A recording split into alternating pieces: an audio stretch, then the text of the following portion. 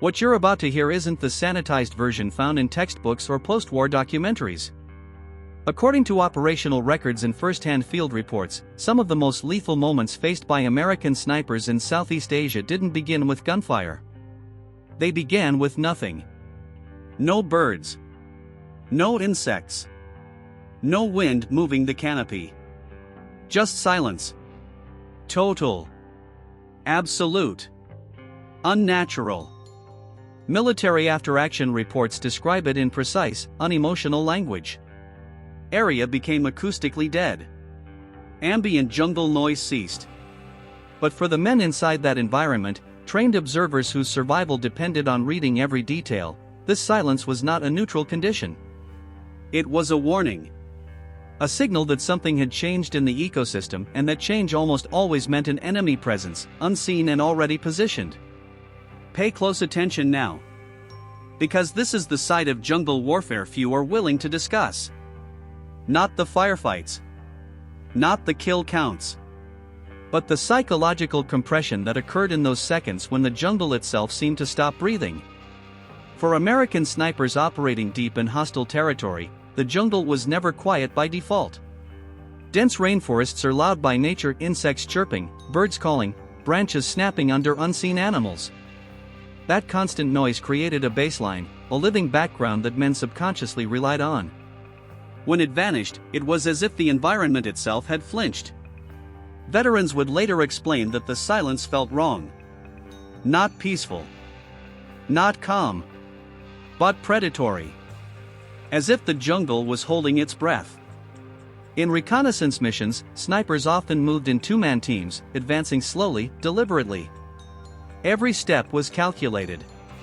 Every sound evaluated. And then, without warning, the jungle would go dead. No cicadas. No birds lifting from the trees. No movement except their own breathing, suddenly loud, suddenly dangerous. At first, many thought it was coincidence.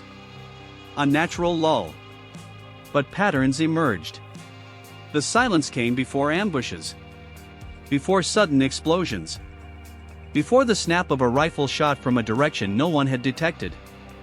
Over time, the absence of sound became more terrifying than noise itself. This wasn't superstition. It was learned survival. Enemy forces understood the jungle in ways foreign troops never fully could. Movement was timed. Positions were chosen with intimate knowledge of animal behavior. When local wildlife stopped making noise, it often meant unfamiliar movement had entered the area. Predators or soldiers had arrived. And in that environment, the distinction hardly mattered. For snipers, whose role was to observe without being seen, the silence attacked their greatest strength. Observation relies on contrast. Movement against stillness. Sound against background noise. But when everything went still, when the jungle erased its own signals, perception collapsed inward. Time distorted. Seconds felt longer. Distances became uncertain. The sense of being watched intensified until it bordered on physical pressure. One sniper later described it as standing in a room where everyone suddenly stops talking and looks at you, except you can't see anyone. Heart rate spiked. Fine motor control suffered. Breathing had to be consciously slowed. Training said stay still. Instinct screamed move. And in that frozen moment, decisions had to be made without confirmation, without targets, without sound.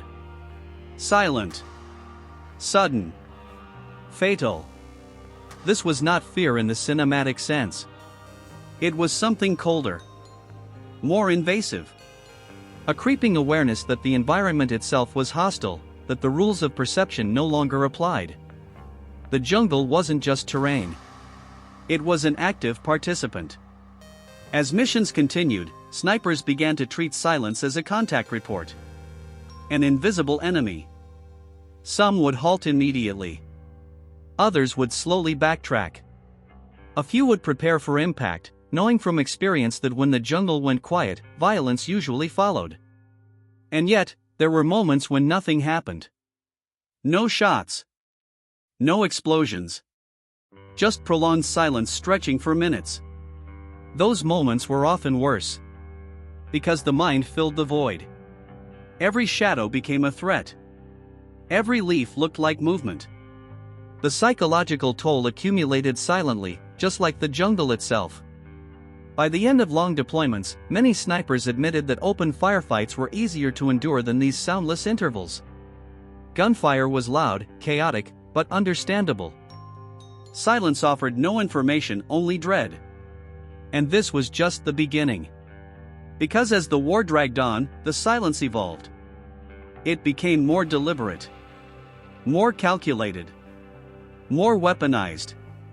What started as an environmental warning would soon become something far more insidious, a psychological trap designed to break even the most disciplined observers. What military training manuals never fully captured was how quickly the human brain adapts to danger and how brutally it suffers when patterns begin to change. For American snipers in the jungles of Southeast Asia, silence stopped being an anomaly. It became a message.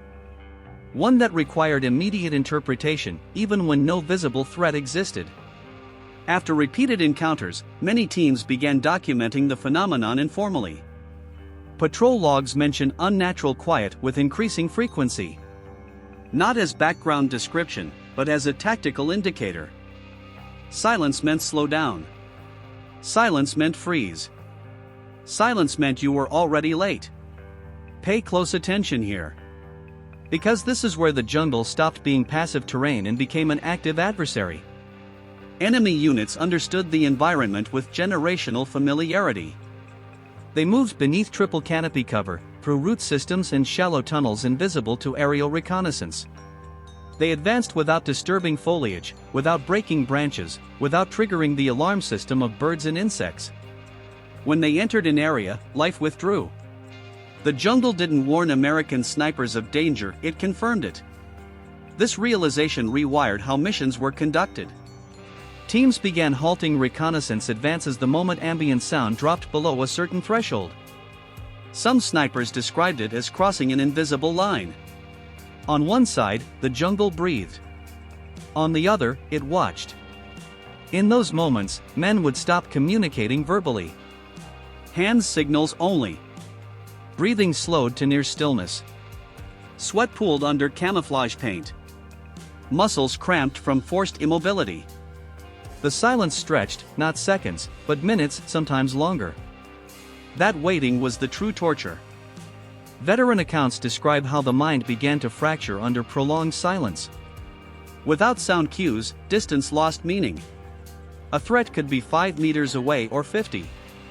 The inability to anchor perception created a sense of floating, as if the ground itself were unreliable. One sniper recalled staring at the same cluster of leaves for over 10 minutes, convinced it had shifted position, only to realize his own eyes were twitching from strain. Another described hearing phantom sounds, whispers, footsteps, clicks, none of which existed. The silence didn't just remove information. It replaced it with imagination. This was especially dangerous for snipers, whose discipline depended on patience and clarity. Hesitation could be fatal. But so could action. Breaking cover to reposition often triggered precisely what silence warned against: sudden, overwhelming contact from concealed positions. And when contact came, it came violently. Ambushes triggered after prolonged silence were described as surgical. First shot neutralized one member of the team. The second followed before the body hit the ground. Mines or grenades sealed escape routes. What had been quiet became instantly deafening, but by then, options were already gone. Silent. Sudden. Fatal. The psychological damage extended beyond combat. Many snipers began associating silence with inevitability. Once it fell, they felt the outcome was already decided. This belief eroded confidence, turning anticipation into dread. Some admitted they would rather provoke a firefight than remain trapped in that acoustic void. Sleep became difficult. Silence at night, even in secured bases, triggered adrenaline surges. Men slept with ears straining for sound, hearts racing when none came. The jungle had trained them to fear quiet more than chaos. Over time, silence stopped being absence. It became presence. A pressure. A warning. a countdown no one could see. And the enemy learned how to stretch that countdown, how to let fear ferment before striking, or sometimes not striking at all, letting the damage occur entirely inside the mind. By the later stages of the conflict, seasoned snipers would say the jungle no longer needed bullets to wound them. It had learned how to wait. And in the next phase of this story, that waiting would become deliberate psychological warfare, a method designed not just to kill, but to break. By the time most American snipers reached their second or third deployment cycle, the silence was no longer just a warning. It had become a presence. Something felt. Something anticipated. Something that arrived before the enemy ever did. This is where jungle warfare crossed a line from physical danger into psychological domination. Pay close attention. Because from this point forward, the threat was no longer only external. Snipers are trained to observe patterns, movement cycles, behavioral anomalies. In open terrain, these skills create clarity. In the jungle, they slowly turned inward. When silence descended, there were no external references left to analyze. No movement. No sound. No confirmation. Only the sniper's own mind, looping through possibilities at accelerating speed. Veteran accounts describe a disturbing shift. Instead of scanning the environment, they began scanning themselves. Heartbeat. Breathing rhythm. Muscle tension. Any internal noise felt like exposure. Men became hyper-aware of their own existence, as if simply being alive made them detectable. The jungle seemed closer during silence. Trees felt tighter. Foliage heavier. Air thicker. Snipers reported a sensation of compression, like the environment was leaning inward, narrowing their world to a few square meters of ground. This wasn't imagination. It was sensory deprivation under threat. When the brain is denied input while anticipating danger, it compensates. It fills gaps. It creates movement where none exists. Shadows breathe. Leaves pulse. Peripheral vision betrays its owner. Snipers began to distrust their own eyes. One long-range reconnaissance sniper described how silence erased depth perception. Everything flattened. Targets, if they appeared, seemed closer than they were, or impossibly far. The jungle became a two-dimensional wall of green, offering no cues, no escape. And still, they waited. Minutes stretched. Time fractured. Some men swore hours passed. Others believed only seconds had gone by. Watches were useless. The silence had no rhythm to measure against. No beginning. No end. Then came the worst variation of all. Silence, followed by nothing. No ambush. No contact.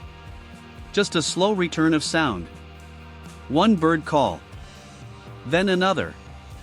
Insects cautiously resuming their chorus. The jungle exhaled and left the sniper intact. Those moments were devastating.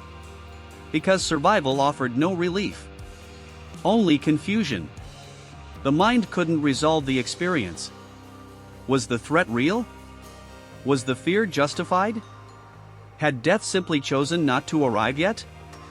This uncertainty was corrosive. Snipers began questioning their instincts. If silence didn't always mean attack, how could it be trusted as a signal? But ignoring it had proven fatal for others.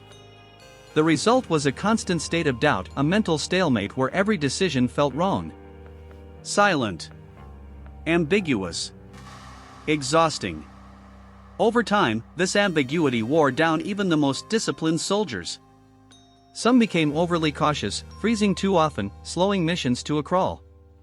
Others grew reckless, breaking cover prematurely just to escape the mental pressure. Both responses increased risk. The jungle didn't need to strike every time. It only needed to be unpredictable. By weaponizing silence intermittently, it trained snipers into a state of permanent tension. Always alert. Never certain. Never at rest. This was the point where many veterans say something inside them changed. The jungle was no longer a battlefield they entered. It was something they carried with them, a mental environment that followed them even after extraction. Silence during helicopter rides back to base felt wrong. Quiet moments during meals caused unease. Even later, back home, still rooms triggered memories their bodies reacted to before their minds could. The jungle had taught them a lesson that would not fade easily. And in the next part, we'll see how this silent pressure didn't just affect individual snipers, it reshaped unit behavior, doctrine, and the unspoken rules of survival deep behind enemy lines. By the later stages of jungle operations, something subtle but critical had changed. Official doctrine still existed on paper, but out in the field, deep under the canopy, it no longer governed behavior. Silence did. Training emphasized observation, patience, discipline. But none of it fully prepared snipers for an environment where the absence of information became the most aggressive signal of all. The jungle didn't follow rules. And eventually, neither could they. Pay close attention now. Because this is where survival stopped being about skill and became about psychological endurance. Units began to adapt in unofficial ways. Snipers adjusted movement patterns not based on terrain or time, but on sound density. Routes were abandoned mid-mission if the jungle went quiet too early. Observation posts were relocated without orders. Some teams chose to extract rather than push forward, convinced that silence meant they were already compromised. Command rarely questioned these decisions. Too many patrols that ignored the warning never returned intact. Silence had rewritten priorities. Veterans described moments when entire teams froze simultaneously, without a word exchanged. No hand signal. No command. Just an instinctive halt, as if something ancient had triggered in all of them at once. Later, when asked who gave the order, no one could answer. The jungle had spoken first. This shift carried consequences. Missions slowed. Objectives were sometimes missed. Intelligence gaps widened. But casualty rates among experienced teams dropped. Survival came at the cost of certainty, and leadership quietly accepted that trade. The psychological burden, however, intensified. Snipers now operated under constant anticipation of silence rather than contact. Noise became reassurance. Rain was comforting.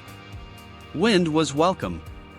Even distant artillery felt grounding, proof that the world still functioned beyond the green walls. But when everything stopped, so did they.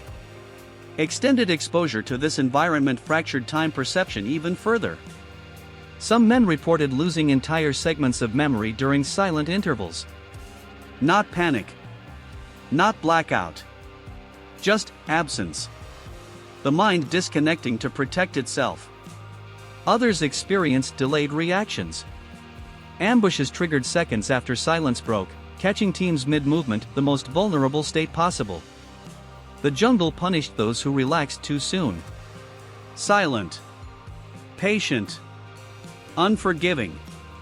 Over time, silence stopped being something that happened. It became something that was expected. And living in that expectation eroded the boundaries between alertness and exhaustion.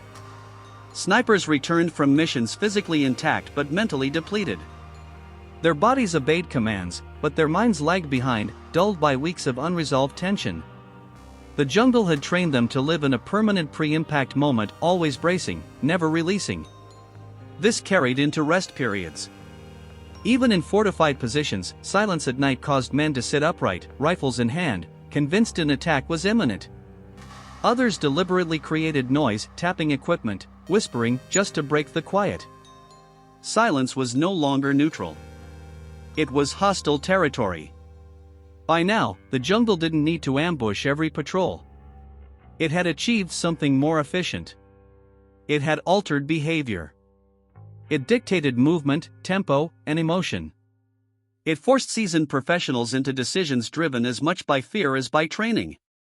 And yet, the most lasting damage would not reveal itself until long after the jungle was left behind. Because when the silence followed them home, there was nowhere left to hide.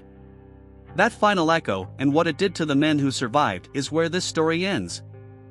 What no debriefing ever fully addressed was this: the jungle didn't stay behind.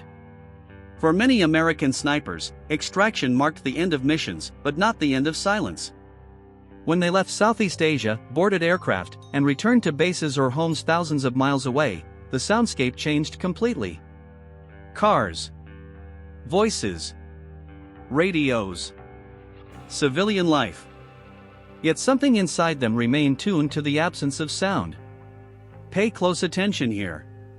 Because this is where the story stops being about war and becomes about what war leaves behind. Veterans describe a strange inversion. Noise became tolerable, familiar, even comforting. But quiet rooms, empty houses, early mornings before the world woke up, those were dangerous. Silence no longer meant rest. It meant threat. Some reported waking in the night, heart racing, convinced something was wrong simply because nothing could be heard. Others avoided remote places altogether. Forest trails, rural areas, even parks felt oppressive. Too many memories tied to stillness. The jungle had conditioned their nervous systems. Psychologists later identified this as a form of combat-related hypervigilance, but labels didn't capture the experience. This wasn't fear of loud explosions or sudden movement. It was fear of nothing happening. Of the moment right before something happens. Silent. Anticipatory. Endless. Many snipers struggled to explain this to family and friends. How do you describe being afraid of quiet? How do you explain that peace feels wrong? That calm feels like a setup? Some turned on televisions just to sleep. Others left radios playing in empty rooms. A few sought jobs in noisy environments, factories, construction sites, unconsciously recreating conditions where silence couldn't ambush them. And yet, even decades later, many admit that certain moments still trigger it. A sudden drop in background noise. Snow muffling sound. A power outage at night. The world holding its breath. In those moments, the jungle returns. Not visually. Not geographically. But psychologically. This is the aspect of jungle warfare rarely discussed in official histories. Not tactics. Not weapons. But how an environment learned to infiltrate the mind. How silence, something normally associated with peace, became one of the most effective psychological weapons of the conflict. The men who endured it did not see an enemy. They felt one. And they carried that feeling long after the war ended. Today, when we speak of courage, sacrifice, and service, it's easy to focus on visible scars and dramatic moments. But some of the deepest wounds were inflicted quietly, invisibly, in seconds where nothing happened and everything changed. To those who walked through that silence and came back carrying its echo, this story stands as acknowledgement. If this kind of hidden history matters to you, the psychological realities behind the headlines, consider supporting this work. Like the video. Subscribe to the channel. And share these stories so they're not lost to silence again.